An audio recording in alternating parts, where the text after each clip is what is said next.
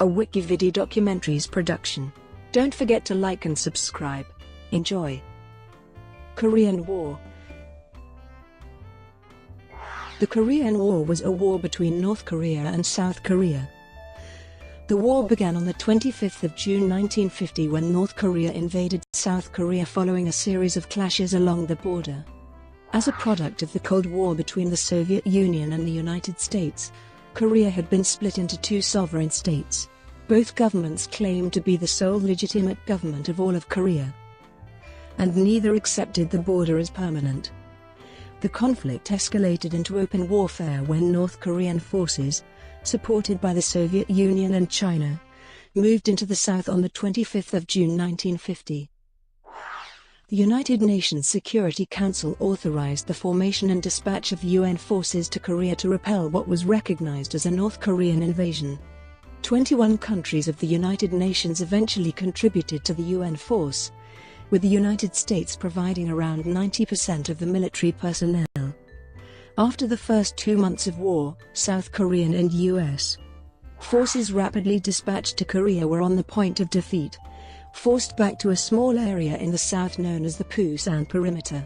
In September 1950, an amphibious UN counter-offensive was launched at Incheon and cut off many North Korean troops. Those who escaped envelopment and capture were forced back north. UN forces rapidly approached the Yalu River, the border with China, but in October 1950, massed Chinese forces crossed the Yalu and entered the war. The surprise Chinese intervention triggered a retreat of UN forces which continued until mid-1951. In these reversals of fortune, Seoul changed hands 4 times, and the last 2 years of fighting became a war of attrition, with the front line close to the 38th parallel. The war in the air, however, was never a stalemate. North Korea was subject to a massive bombing campaign. Jet fighters confronted each other in air-to-air combat for the first time in history, and Soviet pilots covertly flew in defense of their communist allies. The fighting ended on the 27th of July 1953, when an armistice was signed.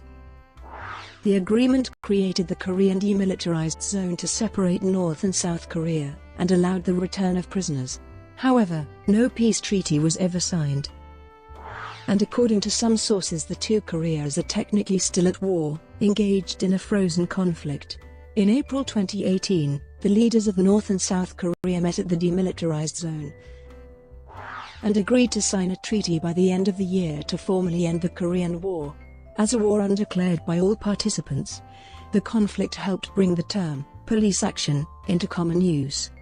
It also led to the permanent alteration of the balance of power within the United Nations, where Resolution 377, passed in 1950 to allow a bypassing of the Security Council if that body could not reach an agreement, led to the General Assembly displacing the Security Council as the primary organ of the UN.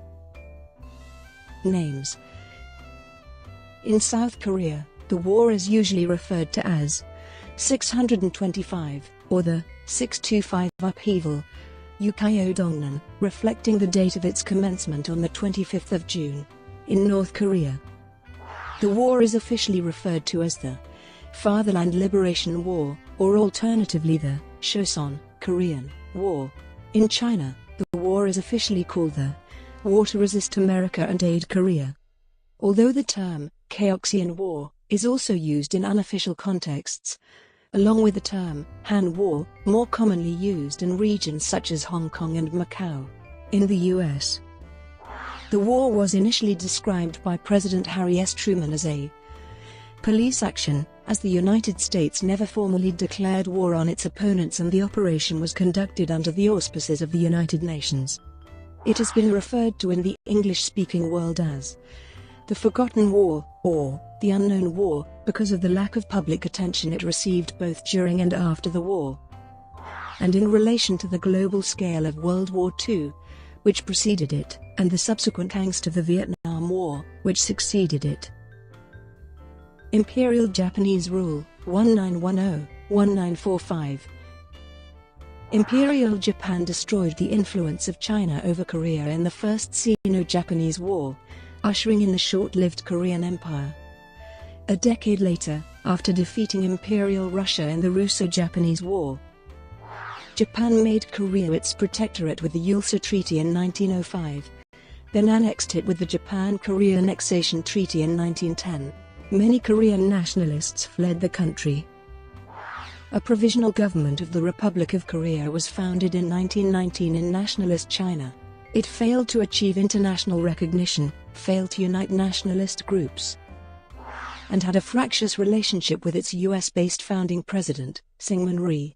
From 1919 to 1925 and beyond, Korean communists led internal and external warfare against the Japanese. In China, the Nationalist National Revolutionary Army and the Communist People's Liberation Army helped organize Korean refugees against the Japanese military, which had also occupied parts of China. The nationalist-backed Koreans, led by Yi Pom-shok, fought in the Burma Campaign. The Communists, led by Kim Il-sung among others, fought the Japanese in Korea and Manchuria. At the Cairo Conference in November 1943, China, the United Kingdom, and the United States all decided that, in due course, Korea shall become free and independent.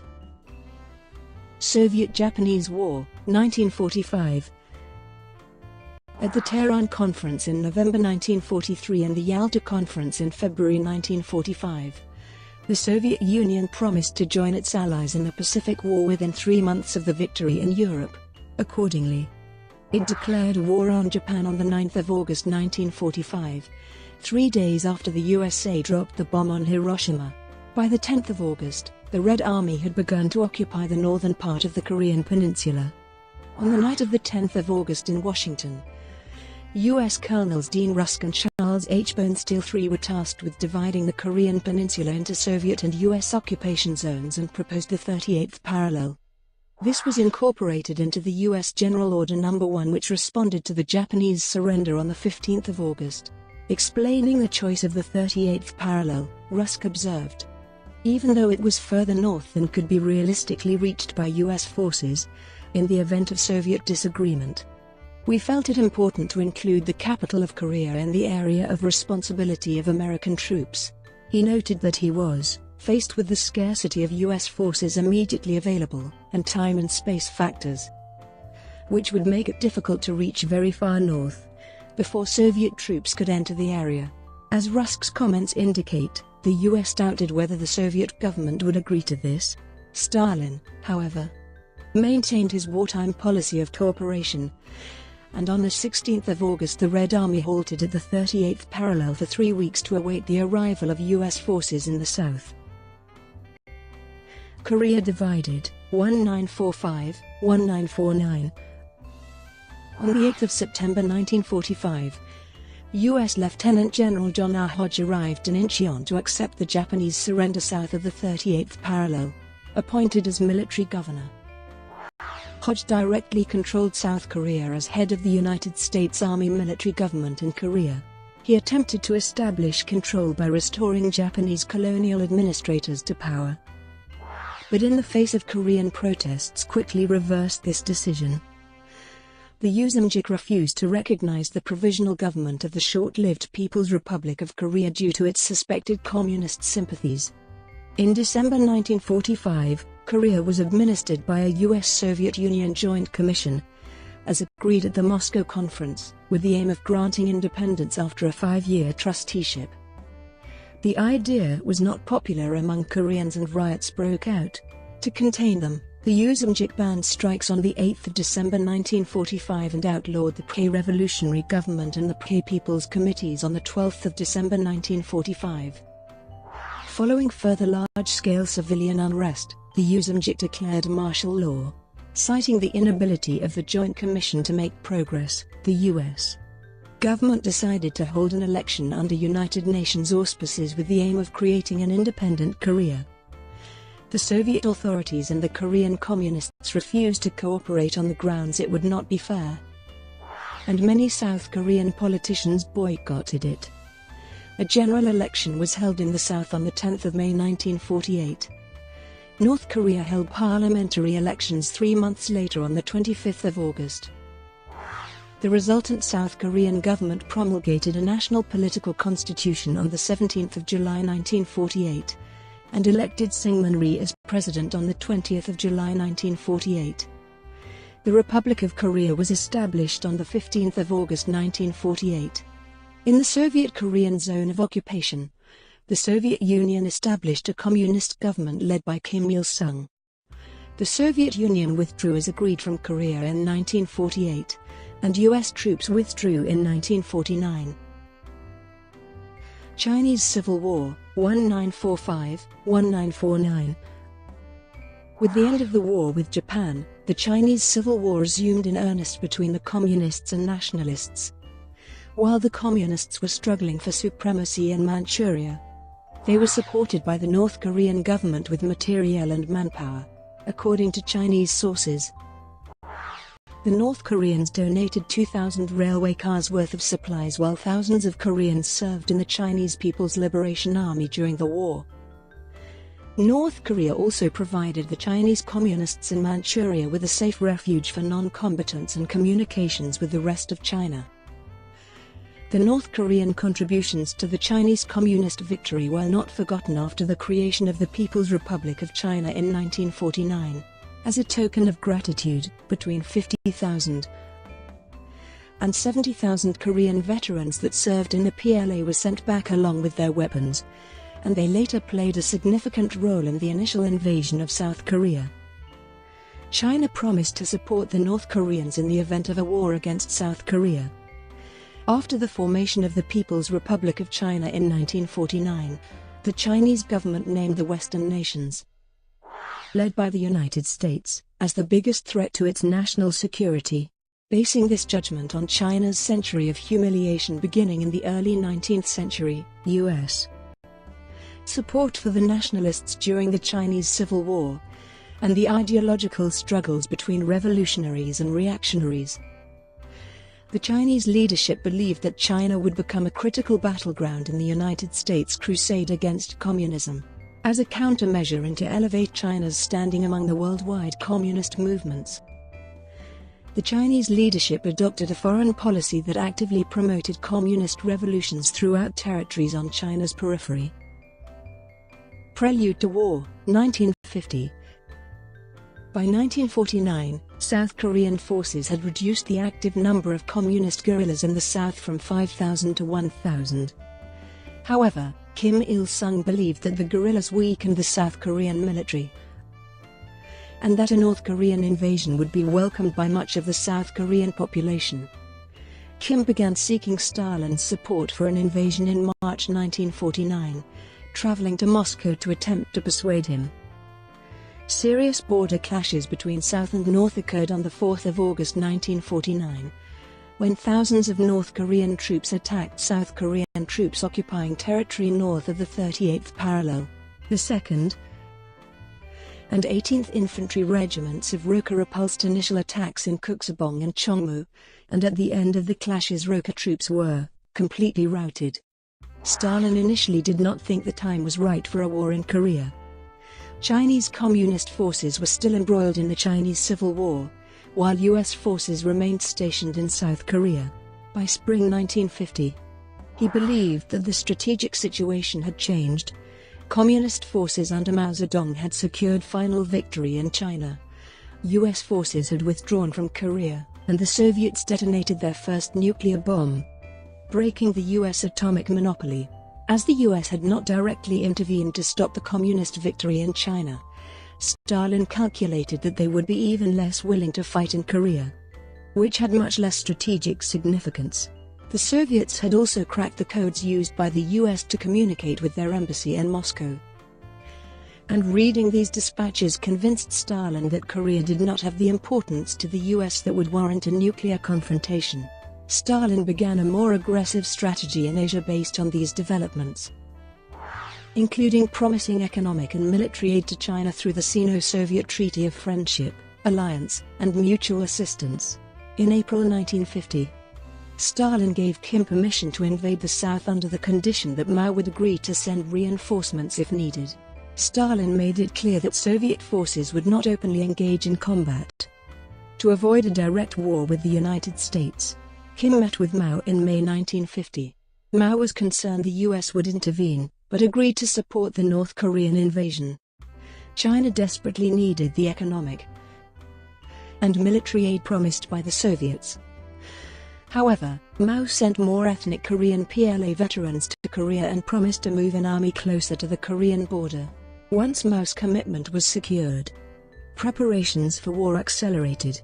Soviet generals with extensive combat experience from the Second World War were sent to North Korea as the Soviet advisory group. These generals completed the plans for the attack by May. The original plans called for a skirmish to be initiated in the Yongjin Peninsula on the west coast of Korea. The North Koreans would then launch a counterattack that would capture Seoul and encircle and destroy the South Korean army. The final stage would involve destroying South Korean government remnants and capturing the rest of South Korea, including the ports. On the 7th of June 1950, Kim Il-sung called for a Korea-wide election on 8 August 1950 and a consultative conference in Haeju on 17 June 1950. On the 11th of June, the North sent 3 diplomats to the South as a peace overture that rejected outright. On the 21st of June, Kim Il-sung revised his war plan to involve a general attack across the 38th parallel, rather than a limited operation in the Yongjin Peninsula. Kim was concerned that South Korean agents had learned about the plans and that South Korean forces were strengthening their defenses. Stalin agreed to this change of plan. While these preparations were underway in the north, there were frequent clashes along the 38th parallel, especially at Kaesong and Ongjin, many initiated by the South. The Republic of Korea Army was being trained by the South Korean Military Advisory Group. On the eve of war, KMAG Commander General William Lynn Roberts voiced utmost confidence in the ROK Army and boasted that any North Korean invasion would merely provide target practice. For his part, Syngman Rhee repeatedly expressed his desire to conquer the North, including when U.S. diplomat John Foster Dulles visited Korea on the 18th of June. Although some South Korean and U.S. intelligence officers predicted an attack from the north, similar predictions were made before and nothing happened. The Central Intelligence Agency noted the southward movement by the Korean People's Army, but assessed this as a defensive measure and concluded an invasion was unlikely. On the 23rd of June, UN observers inspected the border and did not detect that war was imminent. Comparison of forces. Throughout 1949 and 1950, the Soviets continued arming North Korea. After the Communist victory in the Chinese Civil War, ethnic Korean units in the Chinese People's Liberation Army were released to North Korea.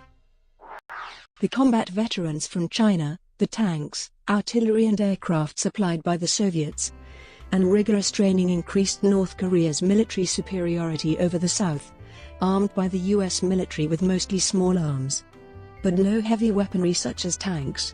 According to the first official census in 1949, the population of North Korea numbered 9,620,000, and by mid-1950 North Korean forces numbered between 150,000 and 200,000 troops, organized into 10 infantry divisions, 1 tank division, and 1 Air Force division, with 210 fighter planes and 280 tanks, who captured scheduled objectives and territory, among them Kaesong, Chuncheon, Oijongbu, and Ongjin.